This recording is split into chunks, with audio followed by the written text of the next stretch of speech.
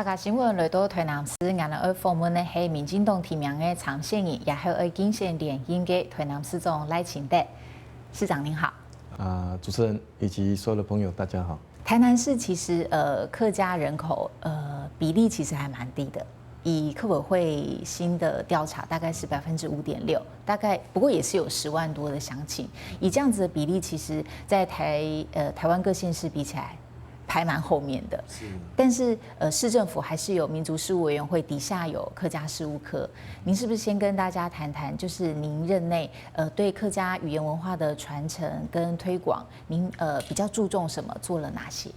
根据客家委员会的调查，大概全国的客家的朋友大概420万人，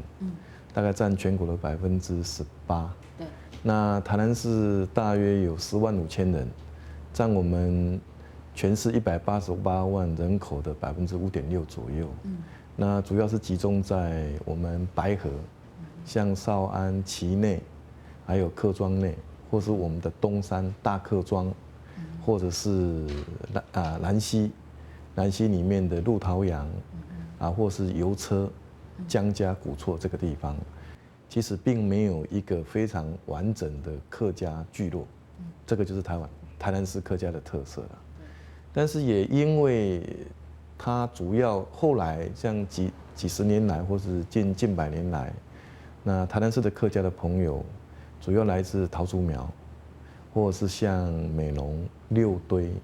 所以让整个台南市的客家的文化不因为人数少而少掉了特色，反而是更加的多元了。那所以我们就台南市政府在县市合并之后，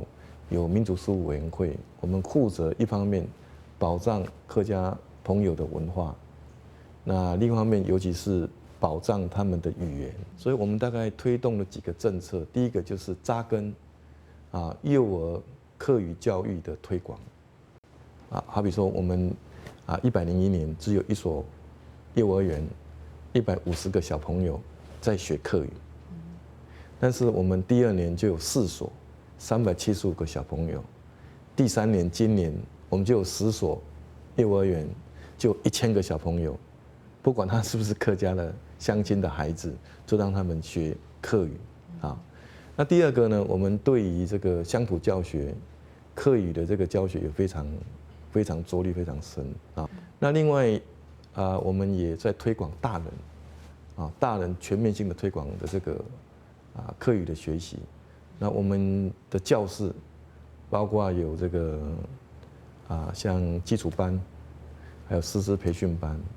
甚至于比较深的这个客语研习班等。那后续未来我们大概有3个方向会来落实。第一个是深化的部分。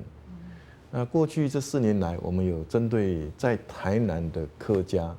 去做研究、做调查，这一部分我们会来持续啊。那第2个是我们也有在硬体方面有在加强，像不管是南营客家文化会馆或是台南客家文化会馆，我们大概也花了大概1-2千万。就是让它更像是一个客家的朋友，在台南一个客家的家。那第3个呢，我们也在软体方面不遗余力的推广，就是我刚刚讲的，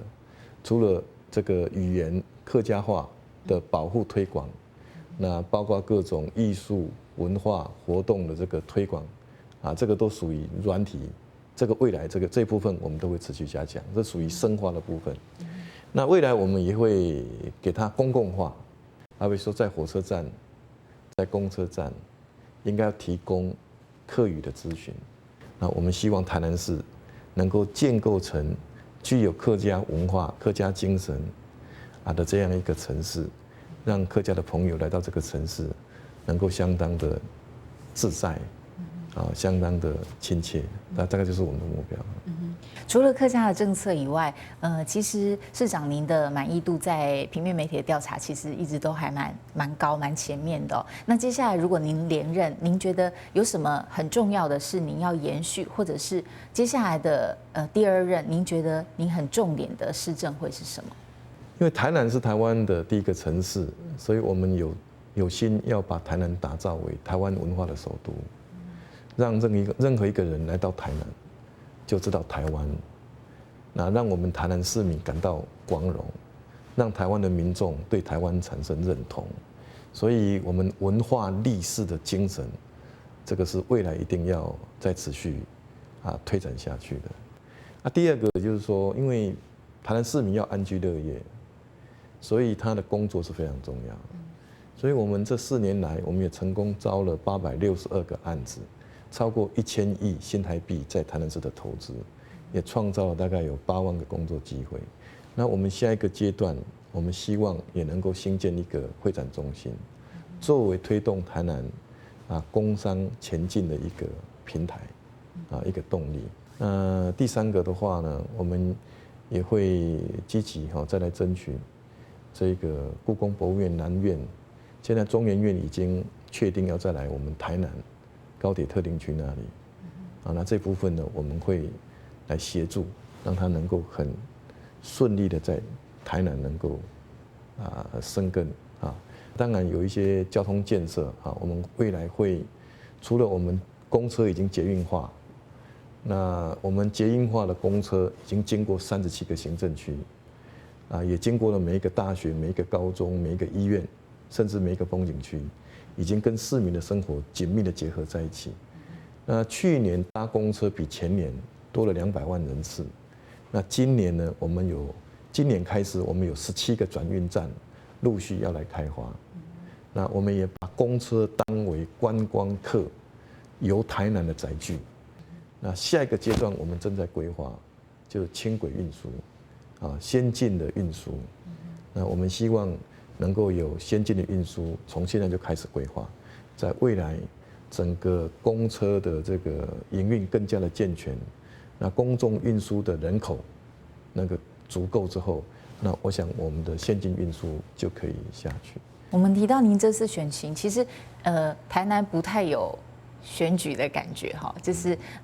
当然一方面是您的支持度很高，那从上次其实得票就已经超过60%，那这次其实您的支持度一直也都高，所以大家会觉得说台南市好像没有什么选举的感觉，就是您其实就是比较是以进为主，而不是说主动出击。您怎么看您这次的选情？其实每一个连任者都一样，对一个竞选连任的市长而言，我是认为我们要用最好的市政来争取市民最大的支持，然后让今天比昨天进步，让明天比今天进步，这个是我们绝对应该去做的。